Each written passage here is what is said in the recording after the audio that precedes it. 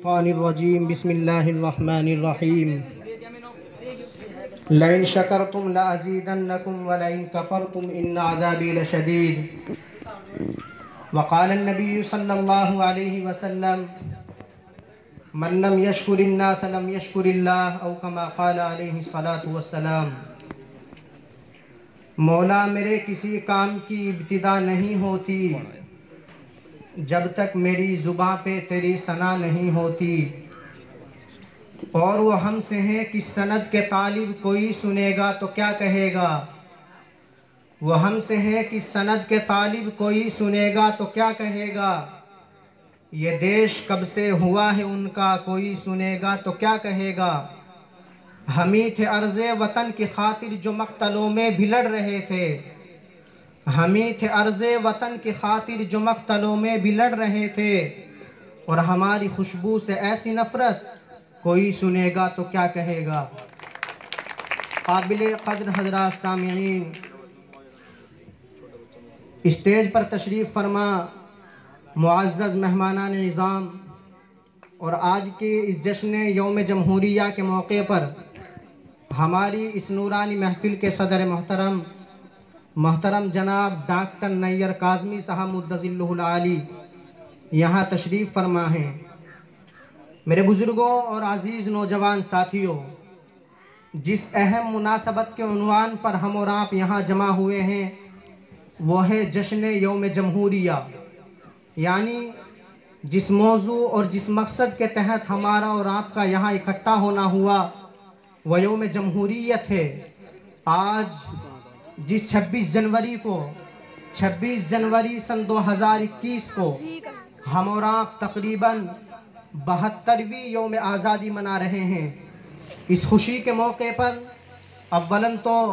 میں اپنے تمام ہی ملک میں بسنے والے تمام ہی حضرات کو مبارکبادی پیش کرتا ہوں کہ آج ہمارے یوم جمہوریہ یعنی آزادی کے تقریباً 72 سال پورے ہو چکے ہیں۔ میرے بزرگوں، ہمارا یہ پروگرام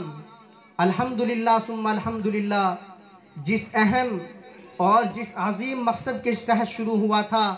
الحمدللہ جس اہم مقصد کے لیے ہم اور آپ حاضر ہوئے تھے، اور ہمارے مہمان خصوصی جناب محترم ڈاکٹر نیر کاظمی صاحب دامت برکاتہم وہ بھی یہاں تشریف فرما ہیں۔ ہمارے بزرگوں اور سلف صالحین کا یہ طریقہ رہا ہے کہ وہ جب اپنی کسی دینی محفل اور دینی مجلس کا انعقاد کیا کرتے تھے تو سب سے پہلے تلاوت کلام اللہ یعنی قرآن کریم کی تلاوت سے محفل کا آغاز کیا کرتے تھے۔ اور ہم کیوں نہ کریں، اس لیے کہ قرآن کریم وہ عظیم برکت اور سعادت ہے جو روح خداوندی ہے، معدن حیات اور سرچشمہ زندگی ہے۔ وہ عرب قوم جو پشت سے مردہ چلی آ رہی تھی، دنیا جس کو ذلیل اور حقیر جانتی تھی، کوئی ان کو اونٹ کی مینگنیوں میں کھیلنے والا سمجھتا، کوئی ان کو جہلائے عرب کا خطاب دیتا، کوئی ان کو جاہلین مکہ کہتا، لیکن میرے عزیز نوجوانوں دیکھیے وہی جہلائے عرب اور وہی جاہلین مکہ کہ جب وہ دامن محمد رسول اللہ صلی اللہ علیہ وسلم کے دامن تقدس کو تھامنے سے قبل جن کو جہلائے عرب کا خطاب دیا جاتا تھا، جس وقت وہ قرآن کے مقدس دامن میں آئے ہیں، قرآن کے مقدس دامن کو مضبوطی سے تھاما ہے، میرے بزرگوں وہی صحابہ کی جماعت تھی کہ بعد میں پھر جس کو رضی اللہ عنہم ورضوا عنہ کا مجدہ سنایا جاتا ہے، وہی صحابہ کی جماعت تھی کہ بعد میں جسے اولئک حزب اللہ الا ان حزب اللہ هم المفلحون کہا جاتا ہے۔ اس لیے میرے بزرگوں آئیے ہم اسی قرآن کریم کی محفل سے، ہم اسی قرآن کریم کی تلاوت سے اپنی اس نورانی محفل کا آغاز کریں گے۔ چنانچہ کسی شاعر نے کہا ہے کہ آغاز ہو محفل کا قرآن کی تلاوت سے، اس نور سے پا جائیں ہم راستہ منزل کا۔